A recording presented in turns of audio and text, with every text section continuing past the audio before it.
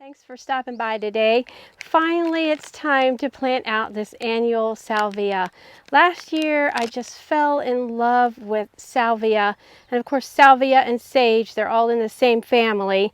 So I think I'm going to slip my sunglasses on here. The gnats have arrived here in my region.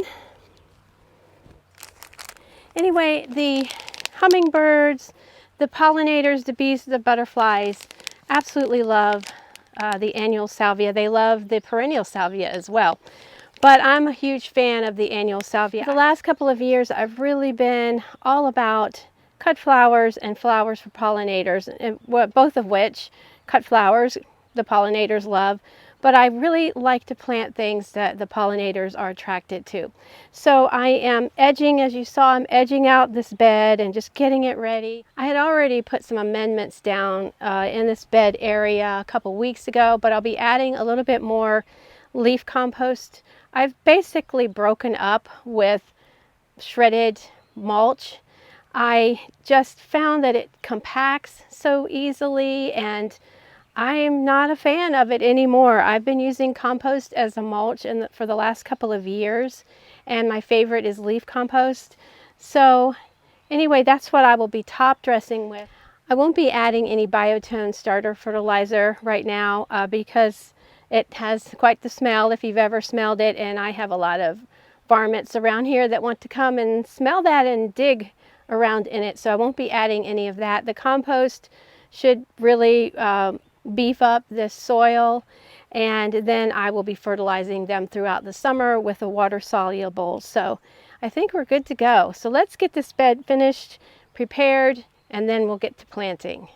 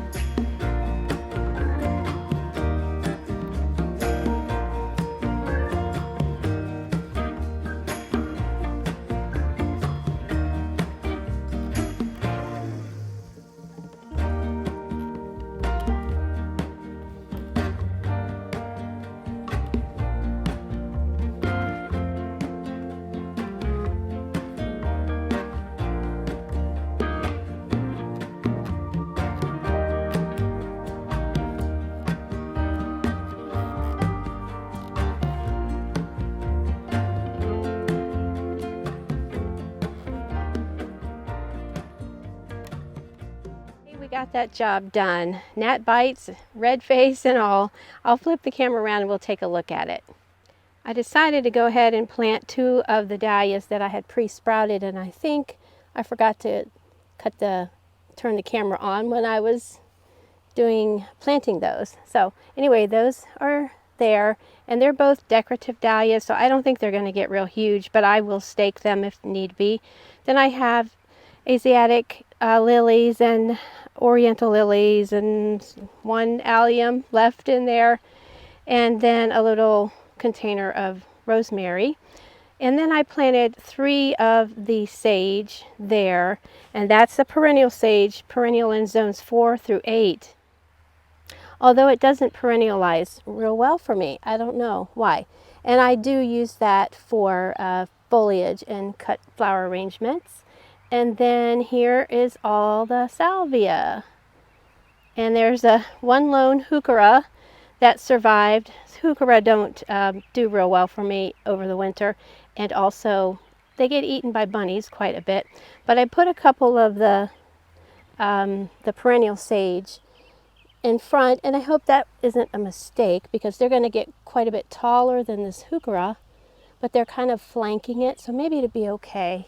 So there's the rest of the salvia, and this is a mini mauvet, Miss Ruby mini mauvet smooth hydrangea there, and then these, I'll back up here, are the limelight hydrangeas, panicle, or little limes, one or the other. Anyway, they get huge.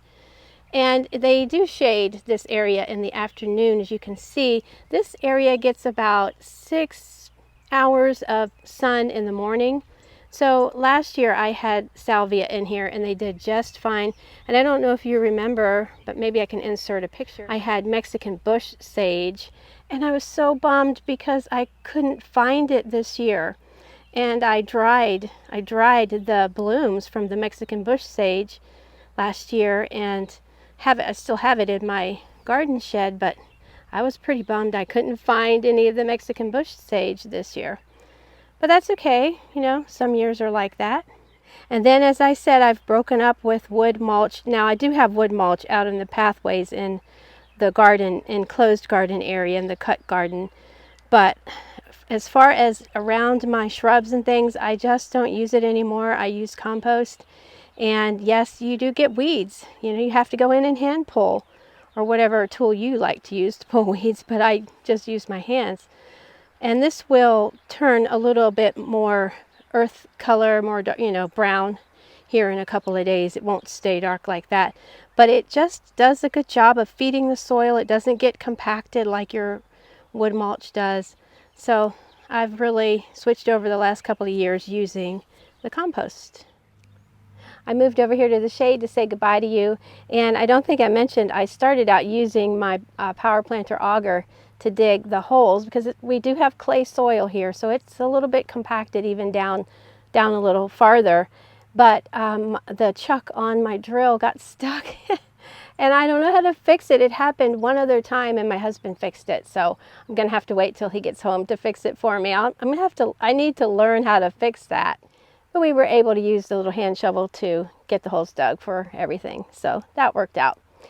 Anyway, if you could leave me a comment, I would love that. I love to communicate and talk with you. I thank you so much. And it does help with the algorithm if you leave a comment, if YouTube sees that there's action on my channel, if you like the video, if you do like it, if you give it a thumbs up, that helps so much. I really do appreciate you doing that. So until next time, friends, I hope you're out able to plant some things. Happy gardening. Bye.